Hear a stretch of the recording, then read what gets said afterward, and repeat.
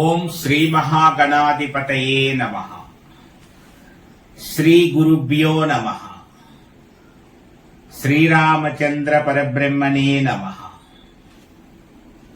మాతృదేవో భవ, పితృదేవో భవ, ఆచార్య దేవో భవ, అతిథి దేవో భవ. భగవద్భక్తులారా, పరసా టీవీ ద్వారా అందిస్తున్న అందరం భగవద్గీతను నేర్చుకుందాం, రోజుకొక శ్లోక సారాన్ని తెలుసుకుందాం అనే కార్యక్రమంలో భాగంగా ఈరోజు 9వ శ్లోకంలోకి ప్రవేశించాం. ముందుగా అందరం కలిసి అయిపోయినటువంటి శ్లోకాలను ఒకసారి పఠించేటువంటి ప్రయత్నం చేద్దాం. ఎందుకంటే ధారణ అలా జరుగుతూ ఉంటే, అలా అలా అనుకుంటూ ఉంటే కొన్ని గుర్తొచ్చేస్తాయి. మొదటి శ్లోకము, రెండో శ్లోకము అవి బాగా వచ్చేసాయి. ఇప్పుడు వసుదేవసుతం దేవం కంసచానూరమర్దనం దేవకీ పరమానందం కృష్ణం వందే జగద్గురుం. ధృతరాష్ట్ర ఉవాచ ధర్మక్షేత్రే కురుక్షేత్రే సమవేతాయుయుత్సవః మామకాః పాండవాశ్చైవ కిమకుర్వత సంజయ. సంజయ ఉవాచ దృష్ట్వా తు పాండవానీకం వ్యూఢం దుర్యోధనస్తదా ఆచార్యముపసంగమ్య రాజా వచనమబ్రవీత్. పశ్యైతాం పాండుపుత్రాణామాచార్య మహతీం చమూం వ్యూఢాం ద్రుపదపుత్రేణ తవ శిష్యేన ధీమతా. అత్ర శూరా మహేశ్వాస భీమార్జున సమాయుధి యుధానో విరాటస్య ద్రుపదశ్చ మహారథః. దృష్టకేతుశ్చేకితానః కాశీరాజశ్చ వీర్యవాన్ పురుజిత్ కుంతీ భోజక్ష సైవ్యక్ష నరపుంగవః. యుధామన్యుశ్చ విక్రాంత ఉత్తమౌజాశ్చ వీర్యవాన్ సౌభద్రో ద్రౌపదేయాశ్చ సర్వ ఏవ మహారథాః. అంతవరకు 7 శ్లోకములు మనం 6 శ్లోకములు పూర్తి చేసుకున్నాక 7వ శ్లోకము 8వ శ్లోకము కొంచెం నలుగుతున్నాయి. కొంచెం బాగా రావడానికి కొంచెం 10 నిమిషాలు 20 నిమిషాలు అనుకోవాలి. ఇంటి దగ్గర ఖాళీ సమయం చూసుకొని అనుకుంటూ ఉంటే మొదటివి ఎలా వచ్చాయో అలా వచ్చేస్తాయి. 6 వరకు అందరికీ బాగా వచ్చేసాయి. ఎందుకంటే నేను కూడా మీతో పాటే ఇలా చెబుతున్నప్పుడే నేను కూడా ఇలా చేస్తూ ఉన్నాను కాబట్టి నాకు అర్థమవుతాను. ఇంకొక 10 నిమిషాలు తర్వాత కేటాయించుకుని చదువుకొని మళ్ళా రోజు చెప్పేటప్పుడు ఇలా అనుకుంటూ ఉంటే అన్నీ వచ్చేస్తాయి. అస్మాకం తు విశిష్టా ఏతాన్ని బోధ ద్విజోత్తమ నాయకా మమ సైన్యస్య సంజ్ఞార్థం తాన్ బ్రవీమితే. భవాన్ భీష్మస్య కర్ణస్య కృపస్య సమితింజయః అశ్వత్థామా వికర్ణస్య సోమదత్తిస్తదైవ చ. అలాగే 8 అయ్యాయి. అంటే దుర్యోధనుడు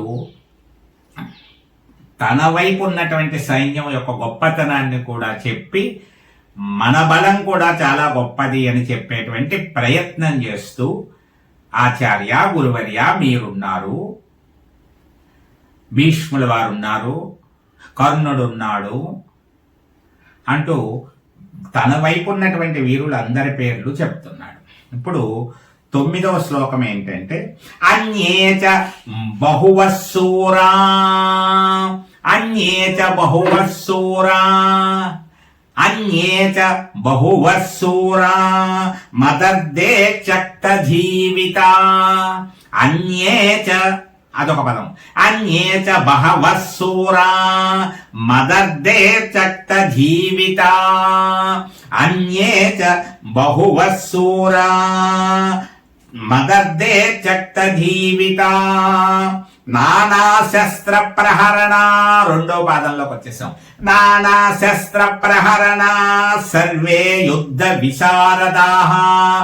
నానా శస్త్ర ప్రహరణ సర్వే యుద్ధ విశారదాః. అన్యే చ బహువః శూరా మదర్దే త్యక్త జీవితా. అన్యే చ బహవః శూరా మదర్దే త్యక్త జీవితాః. నానా శస్త్ర ప్రహరణా సర్వే యుద్ధ విశారదాః. ఇప్పుడు దుర్యోధనుడు చెప్తున్నాడు. ఏం చెప్తున్నాడు దుర్యోధనుడు? తన వైపు ఉన్నటువంటి వీరులు ఎలాంటి వాళ్ళు చెప్తూ మదర్దే చక్త జీవిత అనేటువంటి ఒక పదం వాడాడు. అంటే దాని అర్థం ఏంటంటే, నా కోసం ప్రాణాలు ధారపోయడానికి సిద్ధముగా ఉన్నటువంటి వాళ్ళు అని అర్థం. ఆ పదాన్ని ఇక్కడ దుర్యోధనుడు ఉపయోగించాడు. మదర్దే చక్త జీవిత అని. అంటే బహవశూర, చాలా మంది సూరులు, వీరులు, బ్రహ్మాండమైనటువంటి వాళ్ళు ఉన్నారు. నానా శస్త్ర ప్రహరణ సర్వే యుద్ధ విశారద, యుద్ధములో బ్రహ్మాండంగా ఆరితేరినటువంటి వాళ్ళు, అనేక అస్త్రములు శస్త్రములు ప్రయోగించగలిగినటువంటి వాళ్ళు, నా కోసం ప్రాణములు ధారపోయడానికి సిద్ధంగా ఉన్నటువంటి వారు అన్నాడు. అంటే ఇక్కడ మన పెద్దవాళ్ళు ఒక మాట చెప్తూ ఉంటారు, అమంగళకరమైనటువంటి శబ్దములను పదములను ఉచ్చరించే ముందు ఆలోచించాలి, అటువంటి పదములు పలకకుండా ఉండడమే మేలు అంట. ఎందువల్ల? నోటితో మనం అమంగళకరమైనటువంటి పదములు వాక్యములు పలకకూడదు అని పెద్దవాళ్ళు చెప్పినటువంటి మాట. కానీ దుర్యోధనుడు ఏమంటున్నాడు? నా కోసం ప్రాణాలు ధారపోయడానికి సిద్ధంగా ఉన్నటువంటి వాళ్ళు అంటున్నాడు. అంటే ఇది ఏమర్థం వస్తోంది?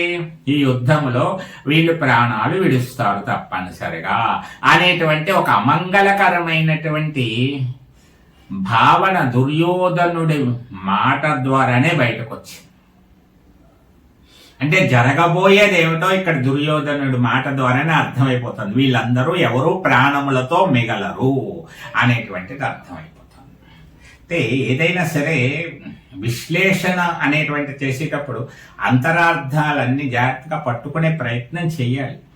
అలాంటి కోణంలో ఆలోచించి భగవద్గీతను అందించే ప్రయత్నం చేస్తున్నాం. ఇప్పుడు దుర్యోధనుడు ఆ విధంగా అంటున్నాడు అనేటువంటి శ్లోకం ఈరోజు. ఇందులో మనం తెలుసుకున్నది ఏంటంటే, అమంగళకరమైనటువంటి మాట దుర్యోధనుడి నోటి నుంచే వచ్చింది. తన వైపు వీరులందరినీ చెప్పుకుంటూ వస్తూ అలాంటి మాట అనడం వల్ల జరగబోయేదేమిటో కూడా తనే సూచించాడు అనేటువంటి అర్థం ఇందులో మనం గ్రహించాలి. ఇంకా సరైనటువంటి భగవద్గీత ఇంకా అసలైన ఘట్టంలోకి రాలేదు. మనం యుద్ధ ప్రారంభ సన్నివేశాల్లో ఉన్నాం. కొంచెం ఓపిక పట్టండి. ఒక 4-5 శ్లోకాల తర్వాత అప్పుడు దుర్యోధనుడు మాట అయిపోయాక అర్జునుడి వైపుకి వచ్చినప్పుడు అక్కడి నుంచి మనం ఏదైతే ఆశిస్తున్నామో, మనం ఏదైతే తెలుసుకోవాలనుకుంటున్నామో, ఏముందో అనేటువంటి తెలుసుకోవాలనే ఒక ఆతృతతో ఉన్నామో అన్నీ వస్తాయి. మొదల ఒక్కసారి ఈ రోజు శ్లోకాన్ని ఒకసారి అనుకుని గీతా మహత్యం గురించి చెప్పుకుంటున్నాం కదా, అందులోకి వెళ్ళిపోదాం. అన్యే చ బహవః శూరా మదర్దే చక్ర జీవితా. అన్యే చ బహవః శూరా మదర్దే చక్ర జీవితా. నానా శస్త్ర ప్రహరణా సర్వే యుద్ధ విశారదా.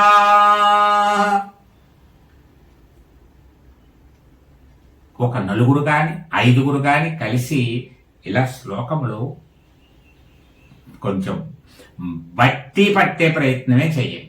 చిన్నప్పుడు తరగతిలో చదువుకున్నట్టుగా ఏం చేయాలి, సులువుగా రావడానికి మార్గం చెప్పాను. మొదటి పదమే అనుకోండి, అన్యేచ అన్యేచ అన్యేచ అన్యేచ అనుకోండి. తర్వాత రెండో పదం బహవశూర, అన్యేచ బహవశూర అన్యేచ బహవశూర అన్యేచ బహవశూర అన్యేచ బహవశూర. 2 పదాలు వచ్చాయి. అన్యేచ బహవశూర మదర్దే చక్త జీవిత. మదర్దే త్యక్త జీవిత. మొత్తం అంతా అనేటువంటి ప్రయత్నం చేస్తా ఉంటారు. అన్యేచ బహవ శూరా మదర్దే త్యక్త జీవిత. అన్యేచ బహవ శూరా మదర్దే త్యక్త జీవిత. నానా శస్త్ర ప్రహరణ. రెండో పాదంలోకి వెళ్ళాం. నానా శస్త్ర ప్రహరణ, నానా శస్త్ర ప్రహరణ, నానా శస్త్ర ప్రహరణ. అన్యేచ బహవ శూరా మదర్దే త్యక్త జీవిత. నానా శస్త్ర ప్రహరణ. సర్వే, అదొక పదం. Survey survey. ఇప్పుడు మొత్తం వచ్చేద్దాం. మొత్తం ఎక్కడి నుంచి వస్తుంది? అన్యేచ బహవ శూరా మదర్దే త్యక్త జీవిత. నానా శస్త్ర ప్రహరణ. సర్వే యుద్ధ విశారదాః. యుద్ధ విశారదాః. యుద్ధ విశారదాః. యుద్ధ విశారదాః. అన్యేచ బహవ శూరా మదర్దే త్యక్త జీవిత. నానా శస్త్ర ప్రహరణ. సర్వే యుద్ధ విశారదాః. అయిపోయింది. దీన్ని కొంచెం ఎవరి స్థాయిని బట్టి వాళ్ళు కొంచెం రుబ్బండి బాగా. ఒకళ్ళకి 5 సార్లతో వచ్చేయచ్చు, ఒకళ్ళకి 10 సార్లతో వచ్చేయచ్చు. కానీ తప్పనిసరిగా ఒక 10-15 సార్లు అనుకోండి. పాతవన్నీ అనుకుంటూ రండి అలాగా.